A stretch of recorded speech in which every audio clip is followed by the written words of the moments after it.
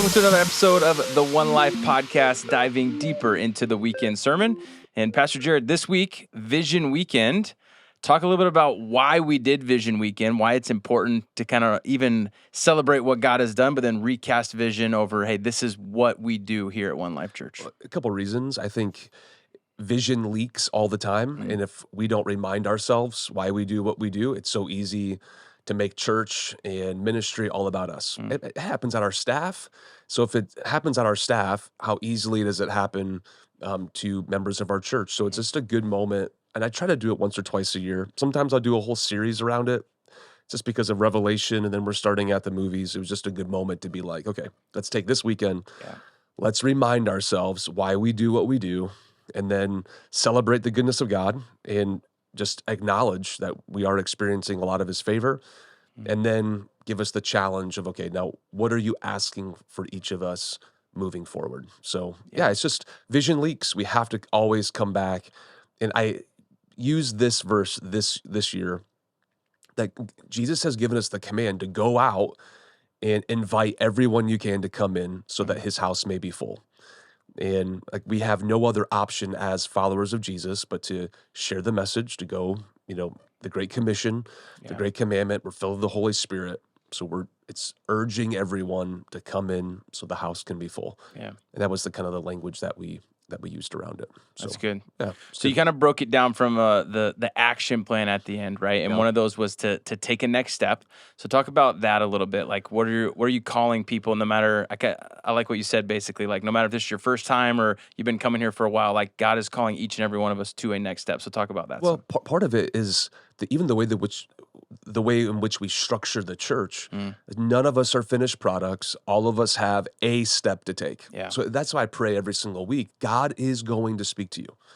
Like if you walk into church with that mindset of God, speak to me, when he speaks as a follower of Jesus, your answer needs to be yes in advance, whatever that looks like, and you hold nothing back. And so trying to put a little bit more language around that of, okay, then this year, instead of just, okay, in advance, yes, okay, what is the one thing this year that you're going to say yes to, that you can look back and like, okay, I am different today because I said I took that one step. Yeah. So prayerfully, yesterday it even happened, people were taking their very first step in giving their life to Jesus. Okay, if you've taken the first step, now what's next? Maybe it's a life group. Maybe it's going to celebrate recovery. Maybe it's serving on a team for the first time. Maybe it's giving for the first time. Wherever you are, take a step. God's going to speak to you and just say yes, hold nothing back. And I didn't say this, and maybe I should have, but if you just go all in, so let's just say this year, you're not just taking one step, but you're taking all the steps. Like you're going through the growth track, you're going to get in a life group, you're going to go to celebrate recovery, you're going to serve on a team, you're going to give. If you go all in for one full year, 12 months from now, you won't even recognize yourself. And we see that happen over and over again. And that, in fact, one person walked up to me after the second service and said, last year I was here for 6 months, and then my work schedule changed, and so I wasn't able to continue to come. But I took you up on that. At last Christmas, you said, go all in. And she said, Pastor, I don't recognize myself. I am a completely different person. From generosity. She goes, and God just blessed. I got a new job. Only God would have given me this job. And she can just trace back the blessings and the fruit of her life to that one decision of saying, this year I'm going all in. I'm pushing all the chips to the table. And God, will you meet me there? And over again, he does. So those are the cool stories that we get to share, like the one life stories of people that just, they go all in. Yeah. So that's, as a pastor, watching people take those steps. Yeah. That is the most rewarding part of my job. So let's talk about giving for a little bit, right? That was the second action plan to not only take one, but then to give one. I think a question some of our listeners have is it awkward sometimes to be like lead pastor on the stage and, all right, I'm going to call you guys to give? Like, is that ever a weird tension you feel of like, I got to talk about money today? So that's a really good question. Yes, I don't feel, here's how I would answer that. I don't feel ashamed by talking about money and giving. The reason why it's awkward is because I can feel the tension in the room. Yeah. because everybody else is awkward. Mhm. Here's why, because people are falling under conviction. Mm. Only 20% of our church gives anything. Yeah. So 80% of the people that attend our church don't give. Now, by God's grace, for his glory, like we're okay, but man, we're never going to achieve the dreams and the vision that God's putting in our heart if that's the case.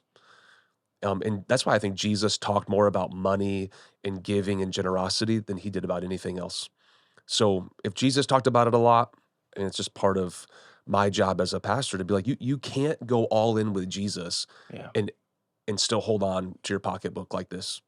Because Jesus even talks about, your heart and your money, it's all connected. Mhm. So yes, it is awkward um, to talk about it because and you, I don't know how it was at East, but I can just feel the tension. Like Mhm. as soon as I said, I'm going to ask you to give one, it's almost this collective like, Here oh, we go. here we go.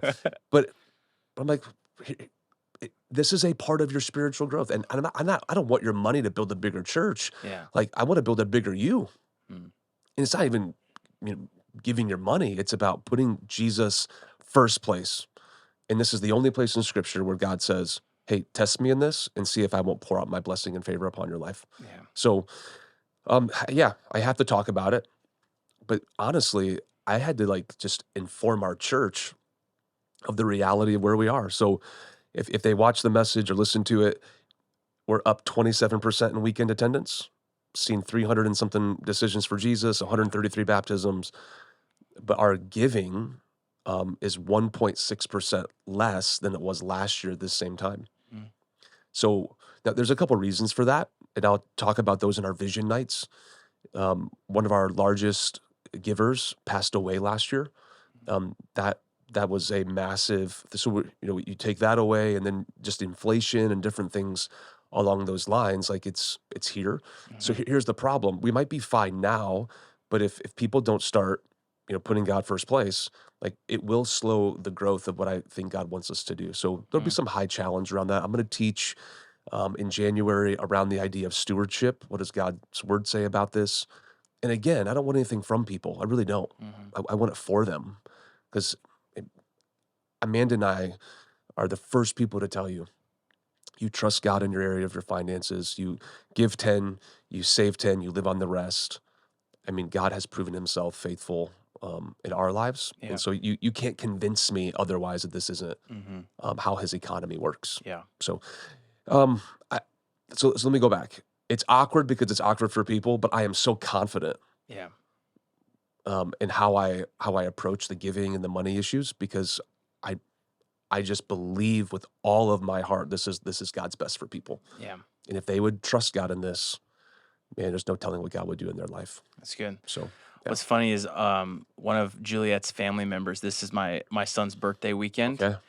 And this is the weekend the way our calendar has fallen like with the church, it almost falls like vision weekend on this same one. So she's come like 3 or 4 years in a row where she's like, yeah, I'm calling up on the same vision weekend every time. Like, is this what you guys do? I'm like, we do this once a year. That's right. You just It happen to is the come once a same year. weekend. Yeah. Yeah. And she was like, I actually like it because I get a progress report basically on what you guys are Well, doing. that's the thing. Most people like that are bought in, that are Yeah. giving, that are serving, like it's a moment for us just to celebrate Yeah. God's goodness. Mhm. And we don't talk about it. Like I haven't talked about giving and generosity for probably 6 months. Mhm. I mean, just boxes in the back. Thank you for your amazing generosity. Yeah. So I think for our size church, for where we probably don't talk about it enough. Mm. And one of the things too, right? Of we've seen 356 people make it, and that doesn't even count this weekend. Yeah. Say yes to Jesus. We have a lot of new believers. Yeah.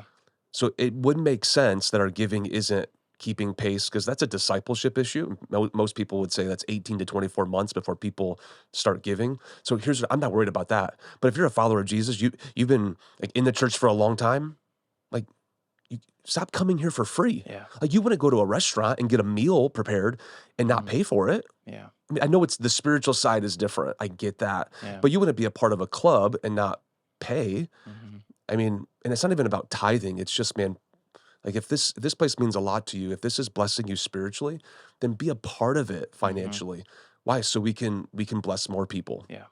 we can continue to expand and not shrink back. It's good. So especially if you're a leader in our church, Mhm. I mean, I'm going to challenge our staff. Like every staff member should be giving. Yeah. Like if they're not, like, what are you doing here? Yeah.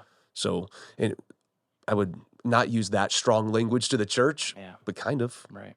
And now I also back away, right? Like many of you come here for free and you can keep coming for free. There's no shame, there's no judgment, but I just know this place would mean so much more to you Mm. if you would begin to grow in this area in your life. Yeah. So we did talk about giving for a moment That's good. this weekend. Yeah. It's All fun. right, so the last action plan to invite, Yeah, right, here we leads go. perfect into At the Movies coming up this week. But talk right. about that. We've talked about that a lot on the podcast, just like stepping out of your comfort zone, being willing to have awkward conversations. But give us a summary of the invite one action plan. God has strategically placed you in your neighborhood, Mm. in your place of work, in your school on purpose. There are people that are in your circle that aren't in mine, aren't in yours. And so I'm saying, like, begin to view where you are with a little bit of meaning and purpose, and honestly, like a mission field. Mm-hmm. And like, all right, God, like, who could I invite to come? Who could I share the hope of Jesus with today? And it's not even necessarily about inviting them to church. But if you begin to look at the place where you live, the place where you work as a mission field, I'm telling you, it'll change Mhm. everything about it. So when you'll recognize spiritual conversations, Yeah. and that's my goal. So the idea is who's going to be in heaven because of you, Mm. or who could be sitting in this seat next to you for At the Movies. And if you begin to think of it that way, I mean, I think it actually makes the conversations less awkward. Yeah. There's still fear because we're afraid of rejection. But if you no, this is a purposeful moment for me. Here's a really clear example. And we'll talk about this maybe because I think you're gonna ask this question because Mhm. I get this question a lot this time of year. Mhm. Let's just skip to it. I think Halloween is a perfect opportunity to invite people. Like they're coming to your door. Yeah. That's true. Like, it shouldn't be a moment for us Yeah. to shrink back. It's like, man, how can I bless my neighbors? Mm. And then also attach an invite to At the Movies. Yeah. So I always make the joke every year, like take the invites, pass them out on Halloween, Mhm. but like stick a king size Snickers bar on it. Don't give them a cheap thing. Like don't associate one life as cheap. Yeah. To just consider this, right? If you're not giving anything, well, just go all out and get the really nice candy and use that and invite. Yeah. Again, think strategically and on purpose. It's a really good opportunity that we have. Yeah. So that's kind of the big push. And man, honestly, I was this week, it was at our gym, this lady, God bless her. She was kind of him-hawing around. She grew up LDS and she's like, I've been going to a church. You know a church up in Scottsdale? I'm like, that's a 45-minute drive. Like that seems strange that you would, she lives right over here. Mm. And she's like, yeah, we like it a lot. It's just a long drive. And she just him-hawing. And I'm like, you know that you can come to One Life. And she literally said, I was waiting for an invitation. Mm. Like I didn't know I could just show up. Mm. And I think oftentimes we just make the assumption that people know they're invited. No, they don't. Yeah. And so she's like, all right, my family, we're going to be there for the first week of At the Movies. We can't wait. It's like literally 3 minutes from our house, not 45. Wow. But here's the thing. Somebody invited her to that church up in Scottsdale, so she went. And she's just waiting. It's like, that's good, but my husband doesn't like the long drive. We would love something closer. And I'm like, shame on me for just assuming that she knew she was invited. Yeah.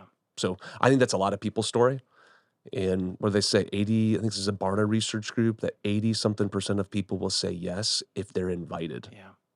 And not like invited through candy Right. on Halloween. Like it's the personal relationship Right. that you have. Yeah. If they know you, you know them, Mhm. and you invite them, they say over 80% will say yes to that invitation. So Wow. hello, the data's there. Yeah. Let's do it, One Life. And so I'm praying, like even now, that names are popping up, right? This is how the Holy Spirit works. It's just like, yeah, I probably should invite them. That people will they'll begin to pray, look for the opportunity, and God will make all that happen this week. So, and I'm praying that our services will be overflowing with people, Mhm. and many, many people will give their life to Jesus. So That's good. All right. Yeah. Before I ask you about a Christian's response to Halloween, okay, You've said him hawing a few times here. Give me like, where does that come from? What is him hawing? I don't know what that. Am I the only one who Put doesn't the know what that put means? it into context. I can guess like just hanging around. Yeah, I think him hawing would be like, how did I use it in that sentence? Like she was him hawing around. Oh yeah, okay. Yeah. So like she's just hanging around, like waiting for. Yeah, Okay. she's like, I would say it this way: she's like kicking the tires, Okay. testing the water. She's just kind of in this.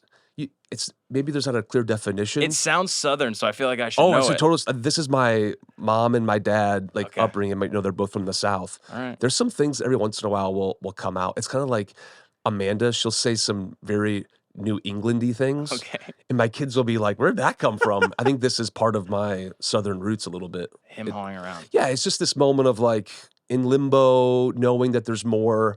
Okay. But she's not coming out and saying it. We're just kind of, maybe the better word would be kicking the tires, testing the waters of this conversation. Interesting. And thanks for calling me out on my Southern roots. You never heard that before? No, I feel like I should. Maybe my everybody in the room, all the disappointed. podcast team is like, no, we've never heard that either. Okay. I will retire that for forever. Maybe right. that dates me. Maybe That's got to be the title of this podcast. Him hawing around. Yes. How do you even spell that? I would ask you. I don't know. All right, Halloween. I'm ashamed. Okay. A Christian's response to Halloween. Talk a little bit about that. You said you get that question a lot, right? But some people are on total opposite sides of this. But where do you stand ultimately with Christians and Halloween? So the question will be like, hey, should we let our kids celebrate Halloween? So let's just go to Romans chapter 14. When I did the Romans series, I thought this was this falls in a disputable matter. So Romans chapter 14, what are they disputing? Should we eat meat that's sacrificed to idols? And Paul is like, it's a disputable matter. If that's in your conscience, don't do it. Don't violate your conscience. But if it doesn't violate yours, because you're like, I think that's how I worded it way back at the beginning of the year. It's like, are you kidding me? Like, we have the power of Jesus. That those idols, like, there's no power there. Yeah. So of course I can partake of that meat. That was the argument. So I think this is a disputable matter. Some people are going to have freedom, like it's not a big deal. Other people, it's going to violate their conscience. We have people on our staff. I just found out, like, absolutely not. I'll never celebrate it. Okay, but I won't look down on you. You don't look down on me. Yeah. Does that make sense? Yeah. So I think this is a disputable matter. Wisdom is needed. But let's just like from the jump, like Satan and demons are real. Witchcraft is real. Tarot card, like it's real. So I would 100%. If you're a follower of Jesus, you should not participate in any of that stuff. So for us, the line that we've drawn in the sand is our kids can dress up. Like I think Grayson this year, he's 11. This is probably his last year where it's still kind of cool. He's all about the candy. He's been a football player every single year. And he's going to be different this year. He's going to be like what's the game that every kid, Fortnite? Yeah. He's some Fortnite character, right? So it's totally harmless. And so he's that. My daughter, Gabby, she's some princess. Okay. And then Gianna, I love her. She is Bob Ross. She has a wig.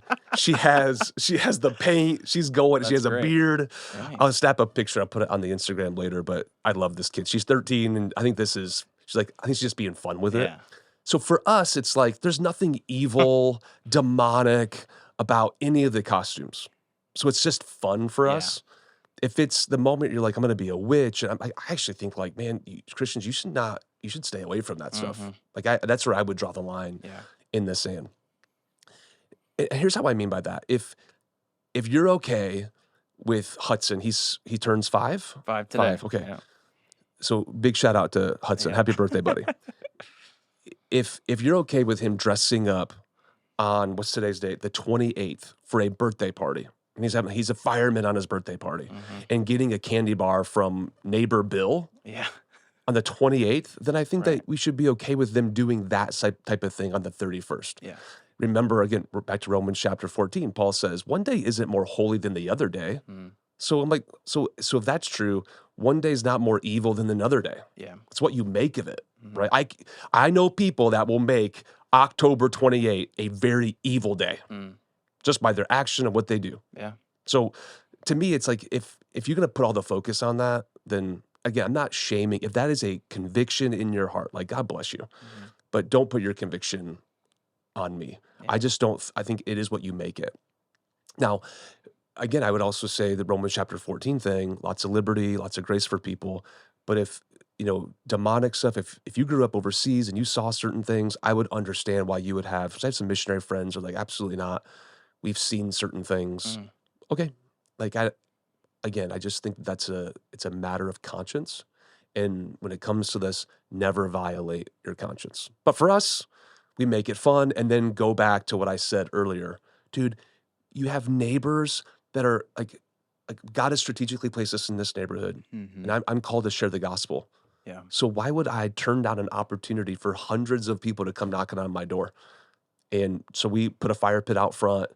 We'll I have a golf cart, so I'll drive around my golf cart, Mhm. in the neighborhood with my kids, and Yeah. just a chance to meet Yeah. my neighbors, and they're That's a good knocking on my point. Them door. coming to your door Dude, is when yeah. else did that happen? Right, So why right. don't you so I hope people this is Air Tuesday, like, take this seriously. Mhm, Go knock on our office door, grab a stack of invite cards, mm. and, man, pass them out as you pass out good candy. Yeah. Don't just pass out an invite card or a track as I grew Yeah. up, right? Yeah. Like, give them an invite card and put a Yeah. nice, some nice candy in that, and you never know what God will do. Yeah. And, yeah, that's my That's that's good. my view of and it's Maybe just people will stay at your house and hem haw around for a while. That's right. Yeah, what about that? Yeah, I mean, I'd actually here's the thing, I'd actually be okay if they him-hawed around for a while, just Yeah. hanging out and enjoying some s'mores by Yeah. the fire pit, so, Be good. yeah, that's my it will so remind me of this, we get closer to Christmas, another, question that I always get asked of, what do you teach your kids about Santa? Mm, So that'll be one thing that we'll talk about okay. when we get closer to Christmas. But that's Yeah. our view, and people are free to disagree with that. People might think that I'm crazy, Yeah. but I would say it this way: it is what you make it. Stay away because, I mean, hello.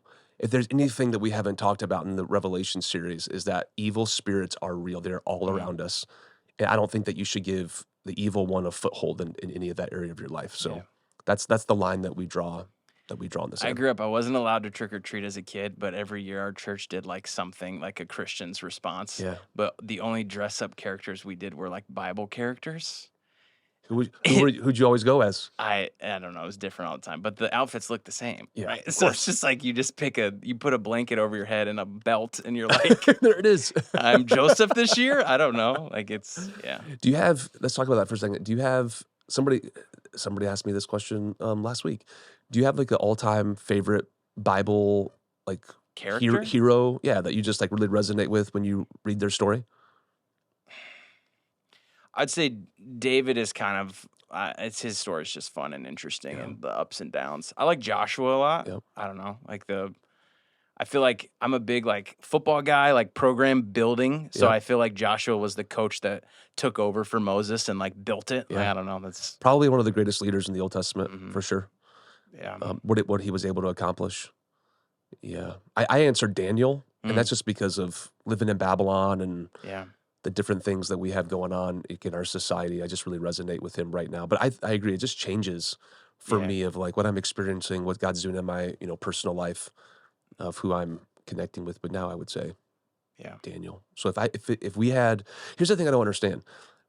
Churches here's the one thing I would push back on that I would churches that are like, we're gonna have our own version of Halloween, and you're taking the Christians out of their neighborhood Right. on one of the most strategic nights of the year to meet your neighbors. Like, I Yeah. just don't get that. Right. Like, don't celebrate it, but like you can still like be a home where people come to and can connect and Yeah. all those types of things. Like I I fundamentally would push back on, no, we're called to be salt and light. Yeah. And you can be a really great Christian, even in the midst of, kids dressing up evil. Yeah. And they show up to your house. You're like, what are parents thinking? Yeah. And you walk into a Halloween store, right? And I would say it this Yeah. way, it is progressively getting darker. Mm, You walk into Home Depot, right? And you see the things that they're like, hey, buy this for your lawn. Like, what yeah. in the world? Yeah. It is progressively getting darker, which I think is a reason we can shine all the more. Mhm. So It's good. that's my take on Halloween. You're welcome, One Life Church. All right. Well, that is it for this episode. Yeah. And we'll catch you next time. Dude, when at the we're- movies though. Let's go. when Here we we're go. hem-hawing around. I'm hauling around. Here we go. I remember the church is not a building we sit in, it's a movement we get to be a part of to help reach one more life for Let's Jesus. go.